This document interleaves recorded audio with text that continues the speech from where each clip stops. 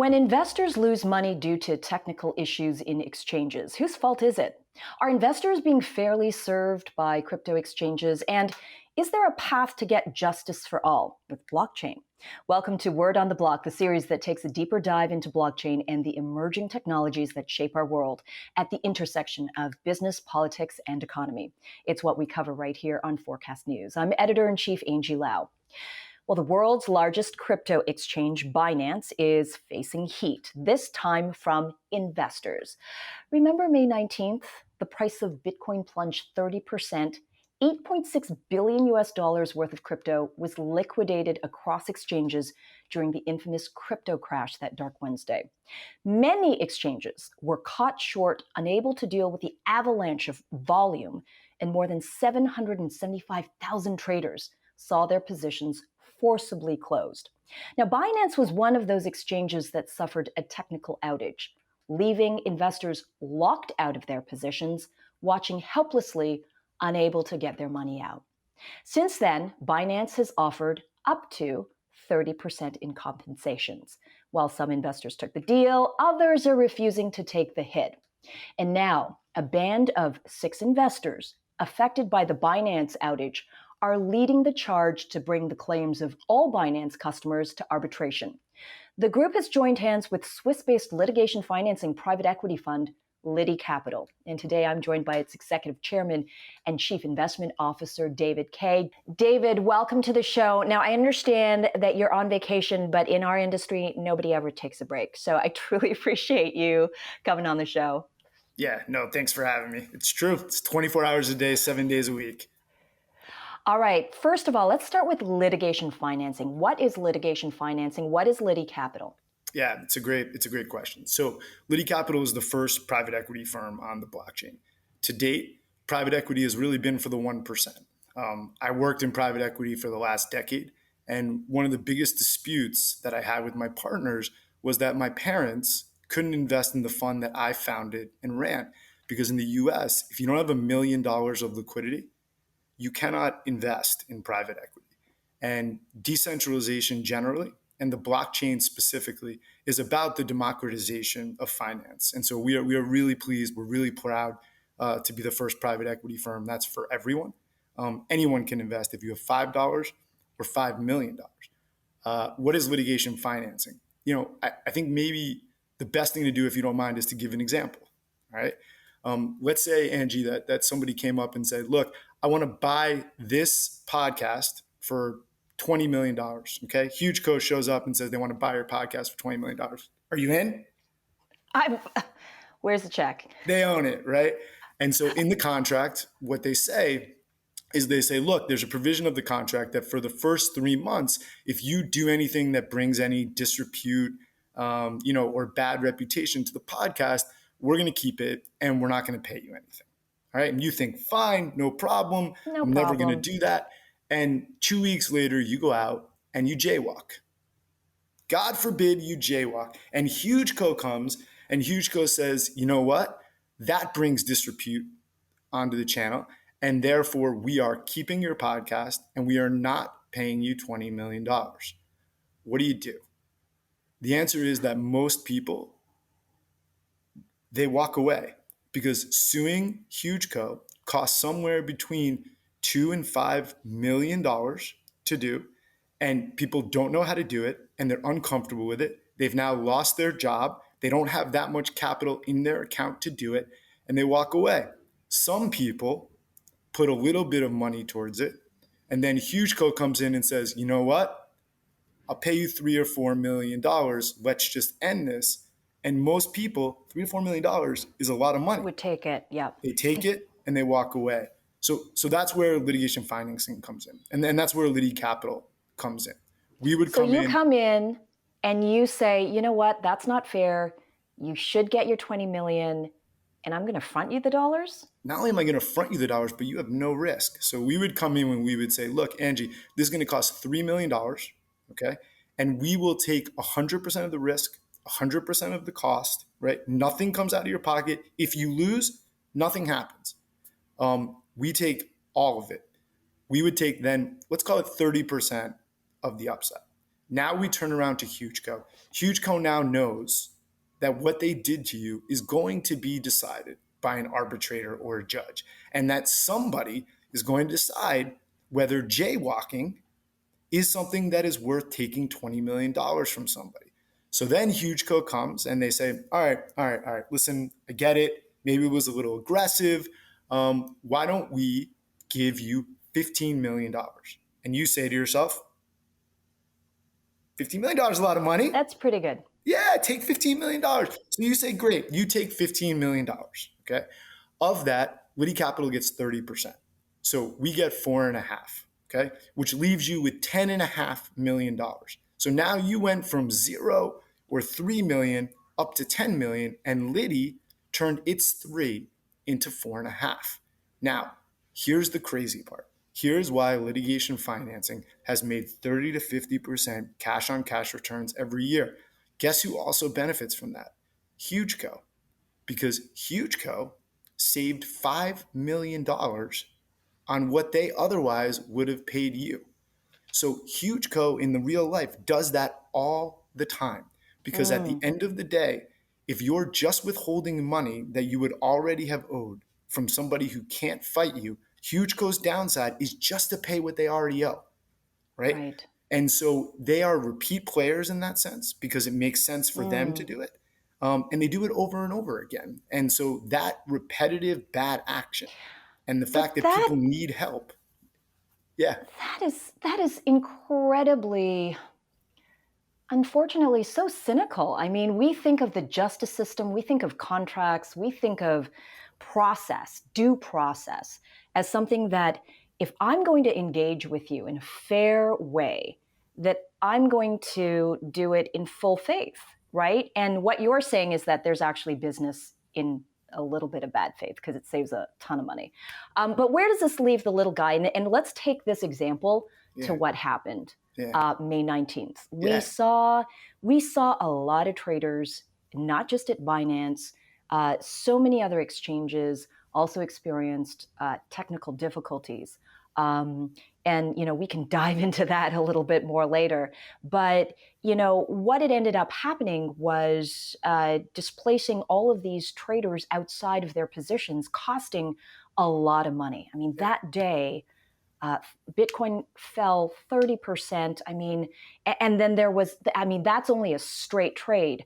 Yep. If you had multiple positions on positions, it could have had a cascade effect, which, unfortunately did for a lot of people, and no one could do anything about it if you were on some of these exchanges that had those technical difficulties. And so where are we right now? Up until this point, all we have been hearing is, the I'm sorry's, I have, some insurance dollars and I can make you somewhat whole, 10, 20, 30% whole, and, possibly, pennies on the dollar, but sometimes these things happen.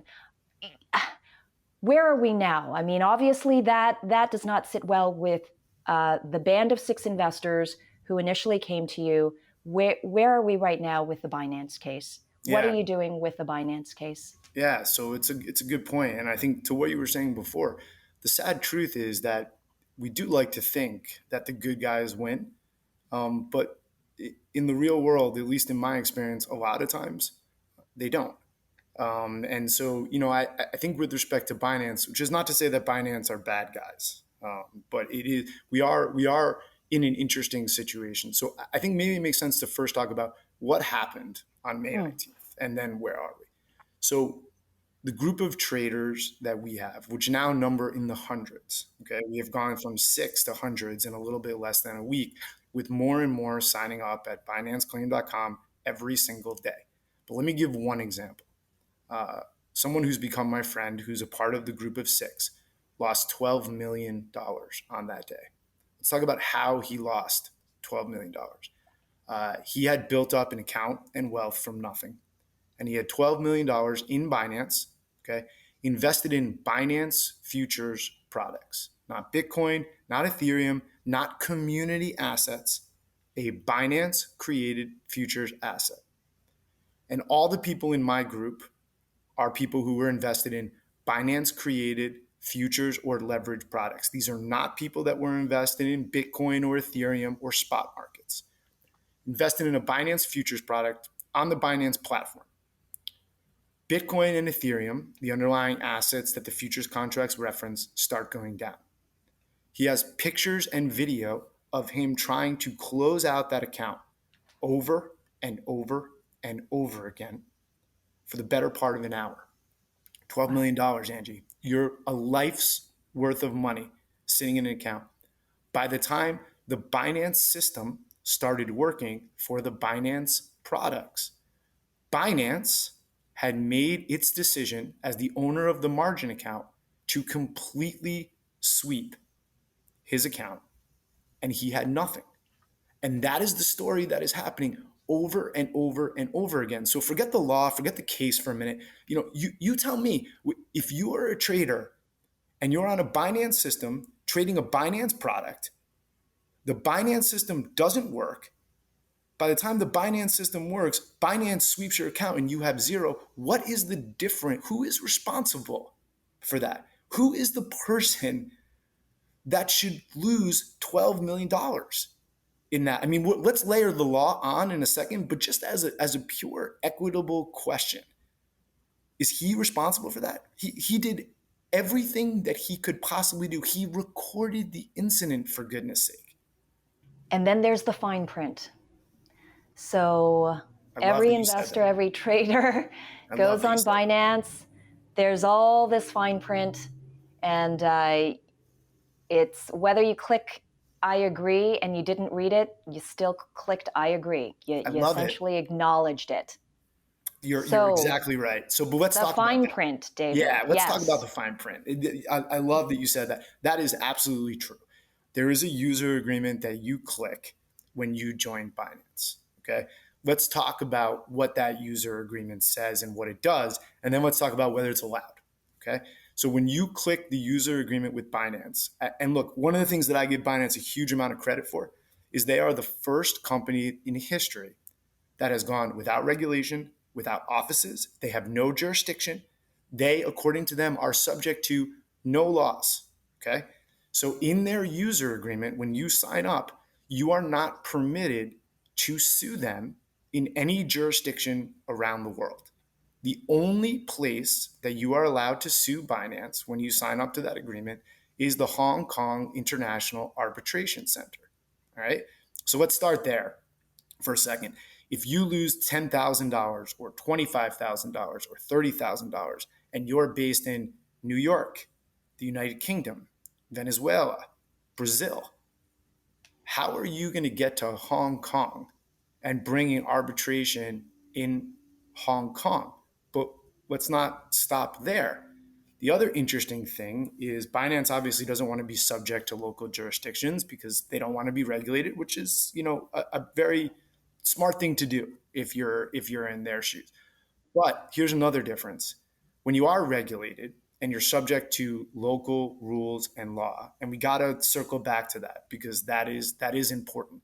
There is a system of government that has been put in place in every developed country in the world over the last 50 years for consumer protection, for financial regulation. If you and I were to start an exchange tomorrow where we were going to put out Angie and David future products, okay, we are not permitted to just turn around, put it out there, and start charging people. You need a license. And in order to get a license, guess what? Your system has to meet certain basic requirements to make sure that it works. Binance didn't have to do that. Then you have to have certain financial assets in the jurisdiction that you're going to be in. So if something happens, the citizens of that country know that they're going to have recourse. And finally, you have to submit yourself to the jurisdiction of local courts because the governments there want to make sure that if you're offering complicated financial products to people, that they're subject to jurisdiction just in case something like this happens. So here, they're not subject to jurisdiction anywhere except Hong Kong. And unlike your local court, where theoretically you could go in, you could not pay lawyers, you can represent yourself, and the judge for free will hear and adjudicate your case.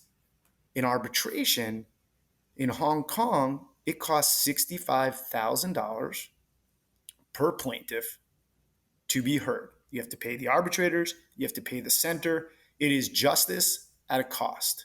So just the 700 people that were in the original Discord group that organized, it would cost them $45.5 million to be heard, just to be heard, according to Binance's terms of use. But let's not stop there. The other thing that is in Binance terms of use is that you are capped at your total damages in 12 months of the fees that you paid Binance. So every trade that you do, a tiny amount goes to Binance for fees. So what does that mean? That means even the person who lost $12 million, according to Binance, could only have a maximum claim, no matter what Binance did, of less than the $65,000 that it would cost for him to bring the claim without a lawyer, i.e., there is no way, irrespective of what Binance does to you, for you to make more money than it cost to bring a claim. That's what the user agreement says. And I know you're going to say next, Angie, and I'm going to give you one more piece, and then I want to talk about it, which is, in every jurisdiction in the world, there is some iteration of what I call the ski lift ticket rule, okay? Which is that when you go skiing and you buy a lift ticket, you sign the lift ticket, and when you sign the lift ticket, you say that even if somebody that works for the mountain pushes you off the chairlift and you fall and get hurt, that you cannot sue the mountain. And the reality is, even if you just fall off the chairlift and get hurt, you can sue the mountain. Why? Because in click-through, one-way, non-negotiated contracts, especially with large financial players, there are certain rights that you simply cannot give up. And I think the question for Binance is, what law are they subject to? And my response is, set up a wheel of fortune wheel, put a bunch of different laws on it, spin the wheel, and we'll take whichever one lands, because there is no law anywhere where that contract is acceptable, appropriate, or going to be enforced. Look, this market and crypto industry in particular has accelerated at a pace far faster than regulators have been able to even catch up. Such is the case of Binance. When it started, nobody really cared about it. And then all of a sudden, it was this huge behemoth. And certainly now, as more and more interest into crypto has come in, regulators have started to come in. Binance Singapore is in a regulated environment. Binance USA is in a regulated environment. Binance, the overall group, to your point, is trying to play by the rules that are increasingly getting more strict. Over the past couple of months, we've seen regulatory action against Binance in the UK, in Japan, etc. Hong Kong specifically, David, the SFC has decided to move forward with new policy that restricts capital investment from non-accredited traders for crypto exchanges. So crypto exchanges cannot work with anybody below a $1 million threshold, $1 million US threshold. There are rules in Hong Kong. Now, specifically, the arbitration rule is a very, very specific arbitration rule. But in the ecosystem that is Hong Kong, which is a UK-based, litigation, international law, it still has that structure. Multinationals are based out of Hong Kong for that very reason. Yep. There is international rule of law. So how does this jive then to have this one really narrow band of arbitration in Hong Kong? Because I don't want to malign Hong Kong. We know that it is, and not to say that we're doing that in this case. Hong Kong is a highly experienced legal market. But for the arbitration clause in this case, it really takes advantage of this one arbitration process that is convenient for what predominantly has been a stateless company for thousands upon thousands of investors now around the world who have all signed that fine print. Yeah. So look, so two things. So first, Hong Kong is one of the top 2 or 3 most prestigious international arbitration centers in the world. Period. And all of the international arbitration centers apply international law, right? So it's more like the house. It's like if you have a football match in Wembley versus Giant Stadium, it's a different outside, but the rules and the players inside are the same. What is frustrating about it is that Hong Kong is far away from a good 3/4 of the world, and the intention of the arbitration clause being in Hong Kong is almost certainly partly to disincentivize people who have been harmed by Binance for standing up and trying to get justice. It is much harder if you are anywhere that is a plane ride away from the island of Hong Kong to conceptualize going to Hong Kong for a loss under X dollars, right? And that's at least 65,000. And it's not just Hong Kong. All of the arbitration centers in the world, whether it's Paris, London, Washington, they all cost money. Arbitration is a private method of dispute resolution. And so, it is, like you said, it is a very prestigious place. We feel very comfortable that we're going to get a fair hearing, which is why, at the end of the day, from our perspective, the idea of this contract being enforced, we just don't think it's going to be. But I did want to grab on something that you said, because I think it's important. This is unique in that it will be the largest consumer arbitration in history. Because, like you were saying, generally, because these companies are regulated, consumer fights happen locally. They happen in your country pursuant to jurisdiction. They do not happen under international law, because when you're regulated as a company, you are required to show up in that country's court system to have the fight. So this is very unique for a lot of reasons, but most interestingly to me is because consumer arbitration as a world, as a group, as a community, this is really one of the first times that the question has not been consumers of this jurisdiction or consumers of that jurisdiction, but the consumers of the world and a community. So I think that is a really interesting nuance here, and it ties into what you're saying, because all this is happening at the same time. Regulation is coming, right? The regulators are standing up. They're saying, look, we need to set some rules here, and we want to be part of that second chorus of voices, which is, what about the consumers? We have a say here too. How are we going to be treated by this new type of corporation, this stateless, borderless, officeless corporation that Binance is the first, but not the last? And you're putting $5 million That's right. to this effort. At least $5 million. Yeah, I mean, we've committed at least $5 million.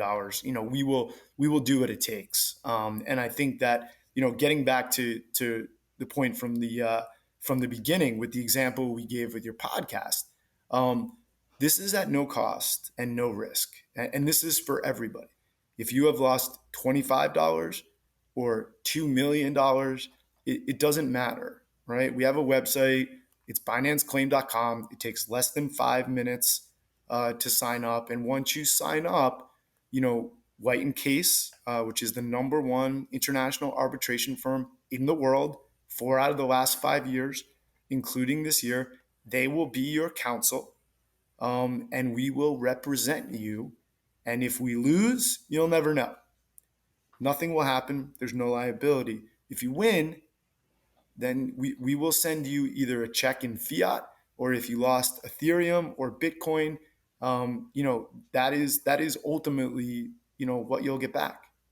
What do you think are you looking, I mean, they've offered 30%. I mean, just I'm thinking of that investor who lost 12 million. 30% is still significant, still in the millions. But what are you hoping to recover? 100%, 80%, 90%? Yeah, it's a great question. Look, I think the 30% number, I can tell you from experience, is quite rare. Most of the hundreds of people that we have talked to have been offered significantly less than 30%, generally in the single digits. And I think Binance includes in that percentage for the smaller people, okay, the value of a 1 year or 2 year free use of their premium service. Okay. So that is how they're getting to 30% with lower people. We've seen very few examples in the 30% range. It's really in the single digits. What we're hoping for is 100%. And what we expect is 100% of the value lost because of Binance's systems failing on Binance related products, right? These are leveraged and future products where, again, they're Binance products.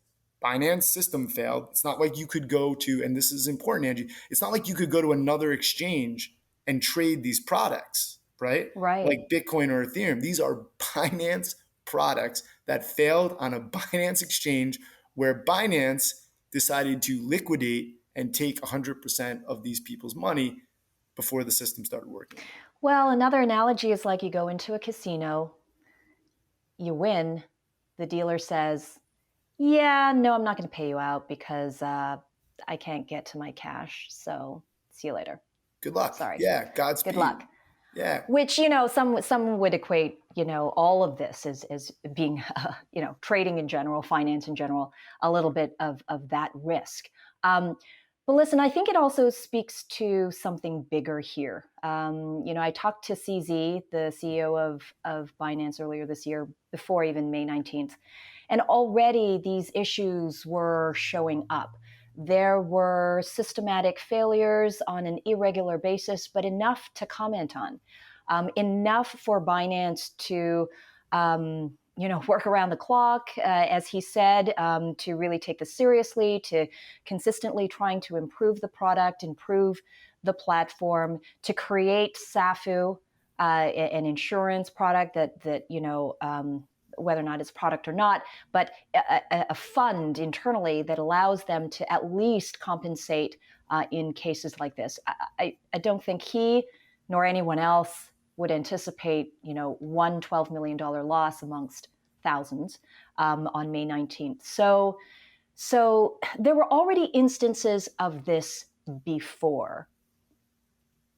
What is it that you're going to be sharing with the arbitrators? What is the responsibility of crypto exchanges because, who could anticipate this avalanche of volume? The system couldn't handle it. Was this an act of God or whatever the case is? They didn't mean to do it. So what is it that ultimately arbitrators need to figure out here? Yeah, it's the right question. And so I think a couple of things. I think the first thing is that it is one of the difference between operating in a regulated environment and an unregulated environment. Okay. If you are meeting all of the standards that are required in the jurisdiction that you're in, if you have created a system, an application, a process by which you are meeting the underlying standards, right? Including, by the way, customer acquisition. Okay. In most jurisdictions, you can't just give a margin account to somebody who shows up with a credit card. There are questions, especially with futures. In the United States, there's a whole separate group, the CFTC, that deals with additional requirements to bring people on with futures so that make sure that they understand and know the risks and what is going to happen. In those environments, it is very different if there is a massive influx of volume that causes a breakdown versus you and I turning around tomorrow, starting Angie and David, right? Web service securities, selling them to the public, putting advertisements everywhere that we are able to handle as much or more volume than the New York Stock Exchange and NASDAQ, right? And then when a fraction of that volume comes, our systems, which are not regulatory compliant, our customers who are not brought in with the same standards that are required in the countries in which they exist, and then the system doesn't work, the idea that there's no responsibility there, that is the question that the tribunal is going to need to answer. And that is really the gap, right? So if we go back to what law, the answer is that in the law of any jurisdiction, finance loses because they neither acquired their customers correctly, nor did they put their systems in for the basic scrutiny that is required when you offer a financial service to the public. And so the fact that they exist in an area without law, their argument is then there is no laws. So we can do whatever we want, right? And our response is no, pick a law, or we can use international law as the basis, and we can say whether the system that you've set up is at a sufficient level where this is, as you said, an act of God, or whether it was absolutely preordained because the system wasn't up to basic standards, or even in a worst case scenario, okay, that there was some nefarious behavior there. Right now, that's not the base case, but it's certainly. I mean, I'm sure you've seen some of the same stuff that I have. It's certainly not. It's certainly something that we need to get some documents and understand a little bit better. There have been criticisms, no doubt, of the efficacy of these platforms when it comes to speed and volume during high volume days, such as May 19th and other days. There have even been internal industry critics saying, you know what, developers, engineers, the platform team, there's so much more that should be done and can be done. The industry has a hard time policing itself at the moment, and regulators are doing that job for the industry. At what point is there some self-reflection, especially in the face of this large litigation that's coming up in arbitration in Hong Kong against Binance? What message is this going to send to the industry, you think? I think it's the right message, right? Let's talk about the internet, which I think is similar to the blockchain 20 years ago, right? When the internet came out, it gave access to data, information, assets around the world that the world had never seen before. But at some point, we had to stand up and say, okay, now this is big enough where we need to put some basic rules around it. The internet today is still largely unregulated. It is still largely free. But there are some rules and regulations, and that blockchain and the decentralization of finance. I mean, you've traveled the world, I've traveled the world in places like Venezuela, Argentina, large swatches of Africa. The ability to have a currency that sticks value where you can work every day and know that your government's inflationary actions are not going to destroy your life's work and family is game changing. But we are large enough now where we need to do the same thing.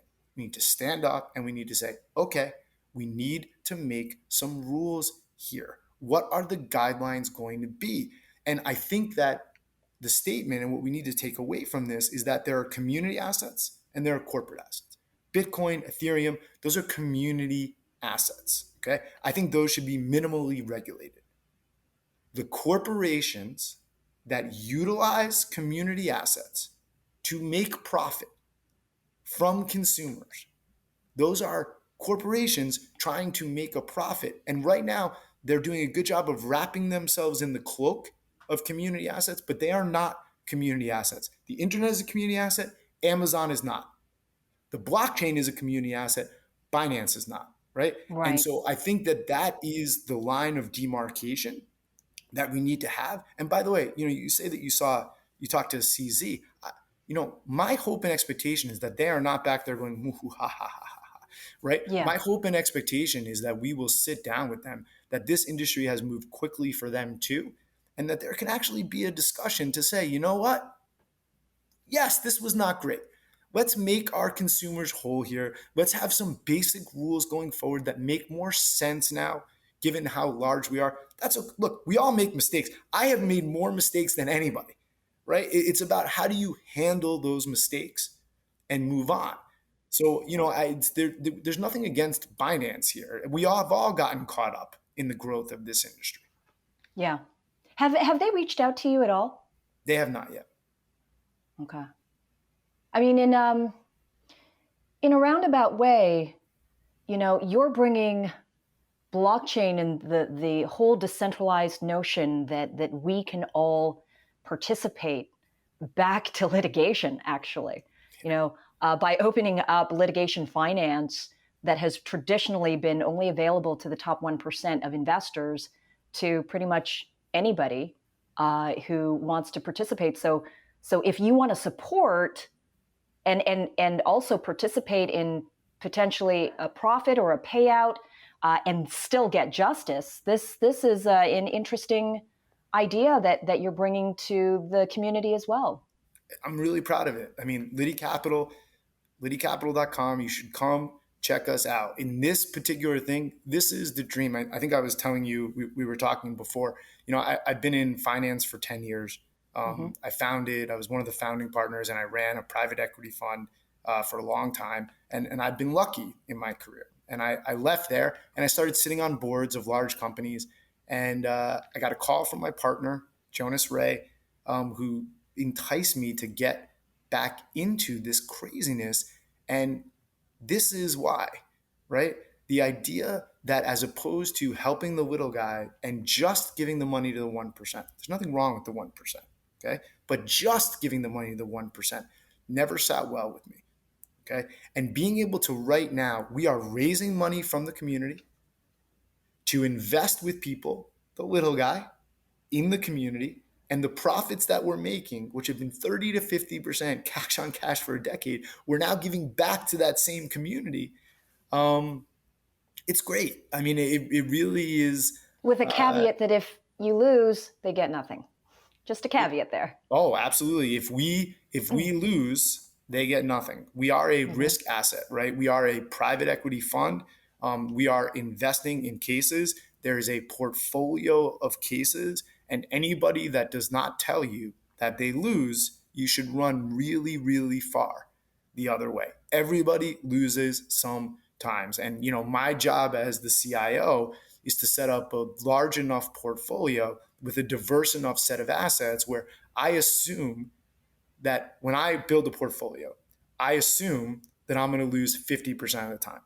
So I try and tell myself, look, if I'm no better than anyone else, if I just flip coins, right? I believe I'm better than that.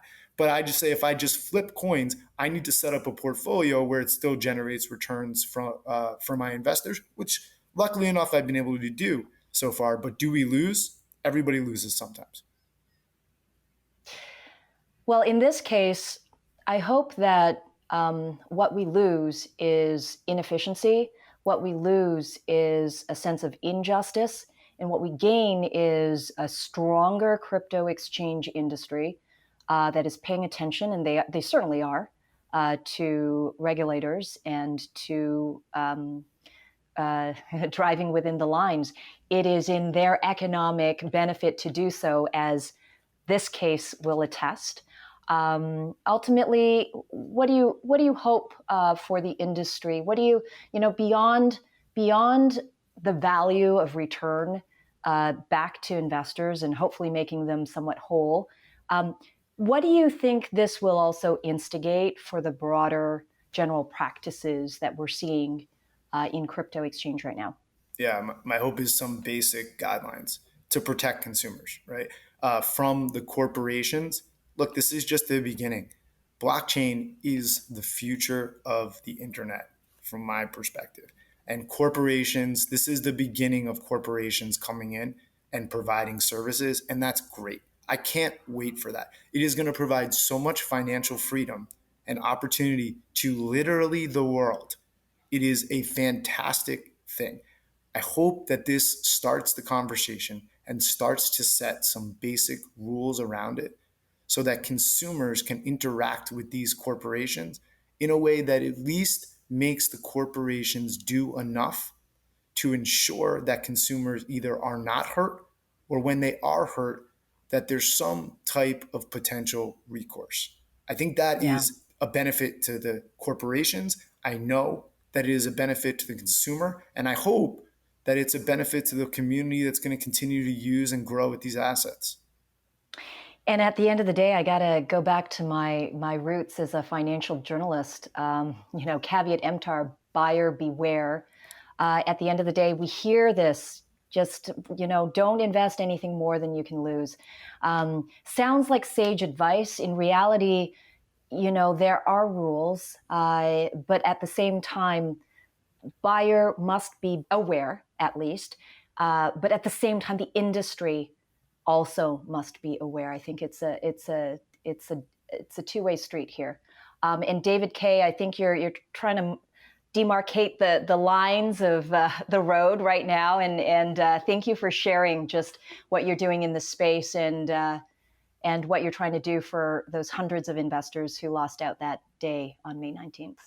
Thanks so much for having me. This was really fun. David Kay, partner and chief investment officer at Liti Capital. Thank you for joining us on Word on the Block. And thank you, everyone, for joining us on this latest episode. I'm Angie Lau, editor-in-chief of Forkast News. Until the next time.